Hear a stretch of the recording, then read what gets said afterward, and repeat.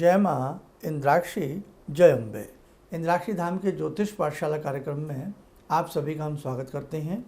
आज के इस छोटे से अंक में हम बताने वाले हैं कि राशियाँ और उनका स्वभाव कैसा होता है। अब जैसे आपकी कोई भी राशि हो सकती है, तो क्या कभी आपने ये जानने की कोशिश की कि आपकी राशि तो ये है, लेकिन इस राशि का स्वभाव क्या होता है। और जैसा जिस राशि का स्वभाव होता है, अक्सर उस व्यक्ति का, उस जातक का जन्म भर स्वभाव वैसा ही बना रहता है। ये एक बहुत बड़ी बात है। कई बार अपनी राशि से हमें ये पता लग जाए कि हमारे स्वभाव में ऐसा लिखा है, ऐसा बसा है, तो हम उस प्रकार से ही फिर अपने आप को आगे बढ़ाने में हमें बहुत बड़ी मदद मिल सकती है। कई बार किसी व्यक्ति को हम जबरन अपने परिवार के सदस्यों को, बच्चे को, बेटे को, या अपने परिवार के किसी सदस्य को या मित्र को हम प्रयास करते हैं ये इस प्रकार की गतिविधि करे, लेकिन वो उसके विपरीत चलता है, तो कहीं ना कहीं ये उसका दोष नहीं है, कहीं ना कहीं उसकी राशि का स्वभाव ऐसा होता है। तो ये छोटे सा अंक है, इसे सुनने का प्रयास जरूर कीजिएगा। पहले पड़ाव में, पहले अंक में हम प्रथम की 4 कैटेगरी बनाते हैं। कुल राशियाँ कितनी होती हैं? कुल हमारे जॉडिक नंबर जो होते हैं वो 12 होते हैं। हमारी 12 राशियाँ होती हैं और 12 राशियों में हम 4 राशियों का स्वभाव आपको बताने वाले हैं। तो आइए इस अंक में हम वो 4 राशियाँ लेते हैं जिनका स्वभाव चर होता है। अब ये भी जान लें, जैसे 12 राशियाँ हैं, 12 राशियों में 4 राशियाँ ऐसी होती हैं जिनका स्वभाव चर होता है, जिस पे आज हम बोलेंगे, और 4 राशियाँ ऐसी होती हैं जिनका स्वभाव स्थिर होता है, एक जगह टिकाऊ, और 4 राशियाँ ऐसी होती हैं जिनका स्वभाव द्विस्वभाव होता है, यानी कि न चर न स्थिर, मिश्रित होता है। तो पहले आज के इस अंक में उन 4 राशियों को जानें जिनका स्वभाव चर होता है। तो पहली राशि उसमें होती है मेष, और दूसरी राशि उसमें होती है कर्क, और तीसरी उसमें राशि होती है तुला, और चौथी उसमें राशि होती है मकर। पहली राशि मेष जो प्रथम नंबर पर आती है, दूसरी राशि यानी कि कर्क जो चौथे नंबर पर आती है, और तीसरी राशि तुला जो 7वें नंबर पर आती है, और उसके बाद कैप्रिकॉर्न मकर राशि जो 10वें नंबर पर आती है। या ऐसे समझें आप 4 राशियों का ध्यान रखें। तो आप में से, हम में से कोई भी ये कार्यक्रम सुन रहा है तो मेष राशि वालों के लिए, कर्क राशि वालों के लिए, तुला राशि वालों के लिए और मकर राशि वालों के लिए ये प्रस्तुतिकरण है। अब आपकी इनमें से अगर कोई भी इन 4 राशियों में से राशि है, तो पहली बात तो ये राशियाँ आपकी क्या कहलाएंगी? चर। अब चर का मतलब होता है गतिशील रहना, परिवर्तनशील रहना, यानी कि आपका जो स्वभाव होगा, इस राशि में जन्मे जातक का जो स्वभाव होगा वो परिवर्तनशील होगा। उसका मस्तिष्क किसी न किसी कल्पना में खोया रहेगा, उसका मस्तिष्क किसी न किसी कल्पना का ताना बाना बुनता रहेगा, किसी न किसी प्लानिंग को वो सोचता रहेगा, और ऐसे जातकों में स्थायित्व की कमी होती है, यानी कि एक जगह बैठा करके, एक जगह टिका करके उनको काम करा पाना बड़ा मुश्किल हो जाता है, क्योंकि उनका स्वभाव अंदर से है परिवर्तन का। एक शहर में कई बार वो लंबा समय नहीं गुजार पाते, कई बार अपने जीवन में, जीवन के काल में, पड़ाव में 3-3, 4-4 शहरों में, 3-3, 4-4 स्टेट में भी उनको बदलाव करना पड़ जाता है। अब वो बात अलग है कि अपवाद तो हर चीज़ का होता है, कई बार ऐसा नहीं भी हो पाता, लेकिन 99% ये चांस बन जाते हैं। अगर शहर चेंज ना हो, स्टेट चेंज ना हो, लेकिन फिर भी उनके मन में परिवर्तन आता रहता है। और एक बहुत बढ़िया इनके अंदर क्वालिटी होती है, समय को गंवाना इनको बड़ा मुसीबत भरा लगता है। यानी कि अगर कोई इनसे कहे, या ये स्वयं भी कई बार ऐसा करें, 4 दिन के लिए कोई काम ना करें, 5 दिन के लिए कोई काम ना करें, तो खाली बैठ करके जो इनका समय बर्बाद हुआ है वो इनके लिए बड़ा कष्टकारी होता है। इनके अंदर ही अंदर भले ही इनको कई बार आलस्य की स्थिति आ जाती है, अच्छे अच्छे इंसान में आ जाती है, लेकिन फिर भी इनके मन में ये बात कचोटती रहती है कि हमने अपना खाली बैठ करके समय बर्बाद किया है। कुछ लोग तो कितना भी खाली बैठ जाएं, कितना भी सो लें, कितना भी आलस्य कर लें, लेकिन उनको ये फ़र्क नहीं पड़ता कि हमने समय को गंवाया है। और कुछ लोग, ये 4 राशि वाले जातक ऐसे होते हैं, इस खाली बैठ करके समय जब खराब होता है तो इनको बड़ा कष्ट होता है और फील होता है अंदर ही अंदर।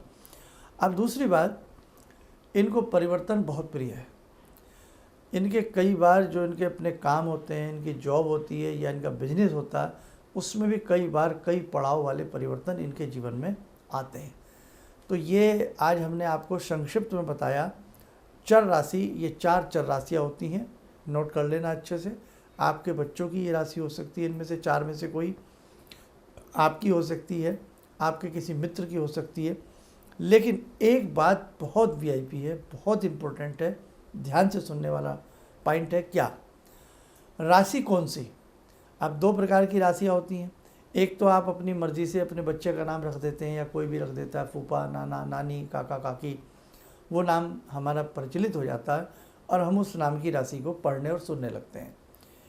एक राशि और होती है, आप कई बार मंथ के हिसाब से देखते हैं कि इस महीने में जन्म जाति की राशि ये होगी, ये भी नहीं। मन मर्जी से किसी ने आपका नाम रख दिया, आप उस राशि को देखने लगे, वो राशि यहाँ पर अप्लाई नहीं होगी, वो फॉर्मूला यहाँ अप्लाई नहीं होगा। नंबर 2, महीने में, इस महीने में जन्मे जातक की ये राशि होती है, ऐसा भी बहुत लोग देखते हैं। ये चीज़ भी यहाँ नहीं चलेगी। यहाँ कौन सी बात मान्य है? आपको जो वैदिक जन्म पत्रिका आपकी बनाई जाती है, वैदिक ज्योतिष से जो देखा जाता है, आपका सही समय हो, आपकी सही डेट ऑफ बर्थ हो, आपका सही, आपको मालूम हो कि ये मेरा इतने बज कर के इतने मिनट पर जन्म हुआ है, उस हिसाब से जब कुंडली बनती है और आपकी कुंडली में आपके चंद्रमा 12 राशियों में जिस राशि पर स्थिर होते हैं, वही व्यक्ति की जन्म की राशि होती है। उस जन्म की राशि का ही प्रभाव आपके जीवन में आता ही आता है। तो आप समझ गए कि जिस समय में आप पैदा हुए हों और उस यानी कि उस डिटेल के आधार पर आपकी कुंडली बनाई गई हो और उस दिन ये पता हो कि चंद्रमा किस राशि पर था उस समय जब आप पैदा हुए हैं, तो वो राशि आपकी जन्म की प्योर मानी जाती है। जन्म राशि देखने का बहुत सुंदर तरीका होता है। 1 से लेकर के 12 राशियाँ, सबकी अलग अलग अंक होते हैं। यानी कि 1 नंबर पर अगर कोई भी 1 नंबर कहीं भी आपका लिखा है तो वो मेष राशि होती है, 2 नंबर लिखा है तो वो वृषभ राशि होती है, 3 है तो वो मिथुन होती है, 4 है तो कर्क होती है, 5 है तो सिंह होती है, और 6 है तो कन्या होती है, 7 है तो तुला होती है, 8 तो वृश्चिक, 9 धनु, 10 मकर, 11 कुंभ, 12 मीन। तो ऐसे इन राशियों के जो अंक हैं, ये नंबर्स हैं, वो फिक्स हैं। समझ गए? अब इन नंबर्स में से जहाँ भी चंद्रमा आपकी राशि पर बैठा हो, 1 नंबर पर हो तो मेष राशि, 2 पर हो तो वृष राशि, 3 पर हो तो मिथुन राशि। हमने बताया भी है अपने एक अंक में कि अपनी राशि को, जन्म की राशि को कैसे समझें, और आजकल तो बहुत सुविधाएं हैं, मोबाइल्स में ऐप्स हैं, सब कुछ आप पता लगा लेते हैं। तो आज का जो ये चर स्थिति की हमने आपसे बात कही है, तो ये आप अपनी पहले तो राशि मालूम करें और फिर इनमें से अगर आपकी 4 राशियों में से कोई राशि है तो आप चर राशि स्वभाव के, यानी कि आपकी राशि का स्वभाव चर है, परिवर्तन आपके जीवन में जरूर आएंगे। निराश मत होना। कई बार आपको लगे अभी तक जीवन में कुछ भी नहीं हुआ, 30 साल के हो गए, तो आपकी चर राशि है, परिवर्तन जरूर आएगा। किसी मर्मज्ञ को कुंडली दिखाएं, हो सकता है वो आपको शहर, स्टेट चेंज करने की राय दे, जगह परिवर्तन करने की राय दे। इसी हिसाब से राय दी जाती है कि आप जगह चेंज करिए। कई बार आपका मित्र है, वो चर राशि का है और आप स्थिर राशि के हो, तो मेल नहीं खा पाता। तो बहुत सारी ऐसी चीज़ें होती हैं जो ज्योतिष में होती छोटी छोटी हैं, लेकिन वो बातें रियलिटी में बहुत बड़े काम की होती हैं। बहुत लोग इस मिथ को फैलाने में बहुत आनंद लेते हैं कि ज्योतिष शास्त्र झूठा शास्त्र है। ये देखो भैया, नाच ना आवे आंगन टेढ़ा। अगर वास्तव में किसी को ज्योतिष आती है ना, एक बार ज्योतिष के सूत्रों में खो कर के देखे, एक बार ज्योतिष के समुद्र में, सागर में डूब करके देखो। अध्ययन करना पड़ता, कई कई जन्म निकल जाते हैं, 30-30, 40-40 साल की उम्र निकल जाती है, फिर भी लगता है कि ज्योतिष की अल्फ़ाबेट में कुछ भी नहीं आता। जी हाँ। और ऐसे ही आप किसी की बात सुन के कि ज्योतिष शास्त्र में दम नहीं, हमने पूछा था, ऐसा हुआ वैसा हुआ, हो सकता है आपकी डिटेल गलत हो सकता है देखने वाले ने मन से ना देखा हो सकता है उसके पास उतना अनुभव ना हो। सारी बातें कैलकुलेट की जाती। हम ही 35-40 साल से इस विद्या में हैं, लेकिन फिर भी लगता है कि अबोध बालक हैं और कुछ भी नहीं आता। तो कोई भी विद्या भैया बहुत गहरी होती है, उसे मथना पड़ता। तो अभी हमने 4 राशियों का चर स्वभाव बताया। अगले अंक में हम स्थिर राशि के स्वभाव के बारे में बताएंगे और स्थिर राशियाँ 4 कौन कौन सी होती हैं, क्योंकि आपको भी अपनी राशि का इंतज़ार होगा अगर इन 4 में से आपकी आज वाली में से कोई राशि ना हो। तो अगले अंक में हम जो लेने वाले हैं वो 4 राशियाँ लेंगे जो स्थिर स्वभाव की होती हैं, वृषभ, सिंह, वृश्चिक और कुंभ। ठीक है, और उसके बाद फिर दी स्वभाव वाली 4 राशियाँ लेंगे। आइए, समय हो चला है आज की ध्यान साधना का। जोड़ते हैं जगत जननी माँ जगदम्बा से। ओम सिंधूरारुण विग्रहां त्रिनयनां माणिक्यमौले स्फुरा स्तारानायक शेखरां स्मितमुखी बापेन वाक्षोरुवां पाणिभ्यामलपूर्णरत्नचषकां रत्नोत्परां बिभ्रते सौम्यां रत्नगटस्थरक्तचरणां ध्यायेत् पराम् अम्बिकां खड्गं चक्रगदेषु चापपरिगान् शूलम्बुसुण्डिं शिरा शङ्खं संदधतीं करे स्त्रीनयनां सर्वाङ्गभूषावृताम् नीलासमद्युतिमस्य पाददशकां सेवे महाकालिकां यामास्तो स्वपितैर्हरो कमलजो हन्तुं मदं कैटवम् विद्युद्दामसमप्रभां मृगपते स्कन्धस्थितां भीषणां कन्या विहकरवालखेट विलसा धस्तविरासेवितां हस्ते चक्रगराशिखेट विशिखां चापं गुणं तर्जनीं विप्राणामलिलात्मिकां शशिधरां दुर्गां त्रिनेत्रां भजे। कवच बना लें, ध्यान करें, भगवती का शुभ आशीष हम सबके ऊपर बरस रहा है।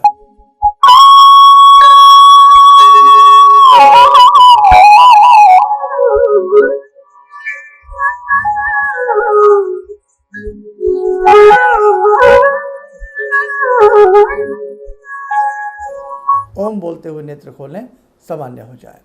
देखो साधकों, ज्योतिष में यदि डूबा जाए तो ये बहुत अच्छा शास्त्र है और वास्तव में आने वाले जीवन में क्या होगा, क्या चल रहा है, क्या बीत गया है, बहुत सारी बातें हम ज्योतिष शास्त्र से पता लगा सकते हैं। लेकिन इसके लिए हमें बहुत मेहनत की आवश्यकता होती है, मंथन की आवश्यकता होती है। तो आज जो हमने 4 राशियाँ बताई, एक बार उन राशियों को आप चेक करना अपने के घर में से कि वास्तव में इनका ऐसा स्वभाव है या नहीं। चलिए, आप सब लोग स्वस्थ रहें, सुखी रहें। इन्हीं शुभकामनाओं के साथ हम अपनी वाणी को विराम देते हैं। जय जय अम्बे। किसी भी समस्या के समाधान के लिए मिले प्रसिद्ध हस्तरेखा एवं वास्तु विशेषज्ञ प्रोफेसर धर्मेंद्र शर्मा जी से। नोट: शिविर में भाग लेने हेतु एवं व्यक्तिगत रूप से मिलने के लिए कॉल करने का समय सुबह 10 बजे से शाम 6 बजे तक। हमारे विभिन्न ज्ञानवर्धक कार्यक्रम देखने के लिए आप हमें अभी सब्सक्राइब करें, बेल आइकन को प्रेस करें ताकि आप देख सकें हमारा कार्यक्रम सबसे पहले। और अधिक जानकारी के लिए फेसबुक पेज को लाइक करना न भूलें।